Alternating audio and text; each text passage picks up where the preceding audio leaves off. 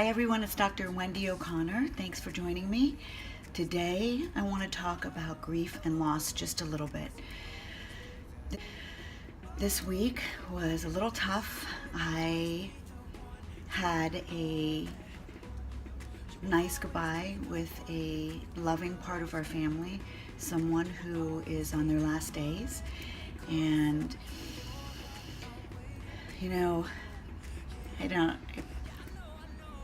death and dying is a crazy thing, and everyone grieves in their own way. Some people like to say goodbye to their loved ones. Some people aren't able to say goodbye to their loved ones. I had the opportunity to say goodbye to a very important person in our family, and it was a little intense but loving. And I don't think there's a right way or a wrong way to have closure. Some people like to go to funerals, other people don't like to go to funerals. It's okay, whatever you're into or whatever you're interested in. There's a lot of judgment around, life stages like birth, marriage, engagement, wedding, babies, death, dying.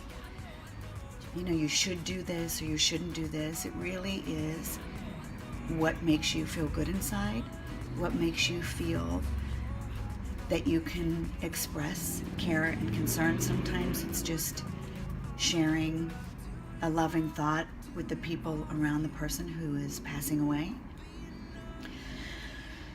So it can be intense, and death and dying.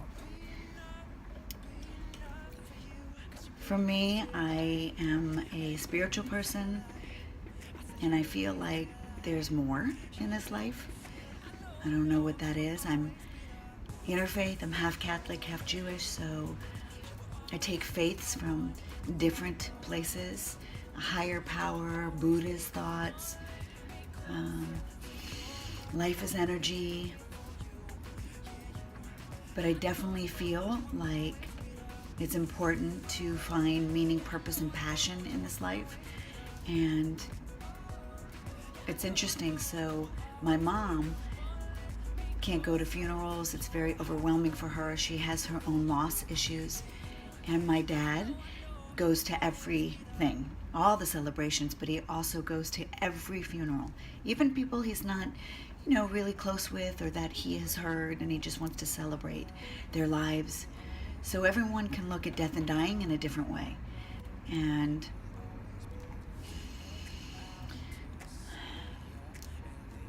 it reminds me again of the serenity prayer. And it's not about if you're in recovery or you're not in recovery. It's a beautiful prayer that a lot of people can use. God, grant me the serenity to accept the things I cannot change and the courage to change the things I can, and the wisdom to know the difference. And I love that because it's a nice prayer. It's a nice thought. It's a nice reminder about what we can control and what we can't control in life. So we can control goodbyes, we can control celebrations, we can control being there for our family and our friends, we can control offering a meal or giving a hug. Life is very precious, and it's also shown me that even on the last days of somebody's life, you can be loved and cared for, and think about maybe what's on the other side, if that's your belief, or some people believe this is it. But there's a lot of work to be done in life, and that I always talk about volunteering and finding some kind of mission, some kind of work, some kind of charity, anything that you can express from your heart to another person. That can be anything. And I think when people pass away or they're in their last stages of life, you can think about what they have struggled with on this physical world and maybe donate your time or your energy, or answering phones for an hour, or even giving $5 to that cause in that person's name.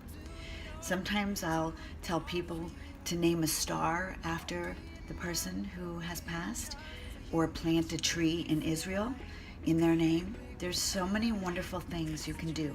You don't have to be Jewish or Catholic or Christian, but there's action that you can do from your heart to another person.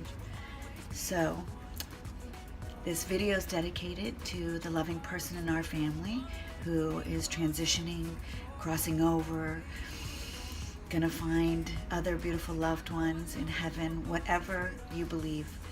And I'm really grateful that I was able to say a little goodbye, send love, and some people can do it in a letter, and some people can just quietly meditate on a beautiful wish that you hope for the family that is still here in the physical sense. It's whatever you believe, but you know, it's part of a life cycle. I used to be very scared of death and dying until I learned about living life, and then having to say goodbyes early when people passed away at a young age, or you know, our family member is elderly and lived a full life and had a lot of love. So that is what I will keep in my heart. Anyway, this is a little short video on when you love someone and how to love and release them. And they will always be in your heart, no matter what. My grandmother, Nana Schwartz, God bless her, she passed away many years ago, is always in my heart. She was so funny, and she looked a little like George Washington, and she made a lot of laughs, and she was so smart. It's as though she is here with me always. And our loving family member who is taking her last few breaths is caring and loving, and I will always hold that in my heart. So you can feel helpless and hopeless about loss, or you can have a loving, caring, meaningful, powerful thought about living life in the here and now for the people who have gone.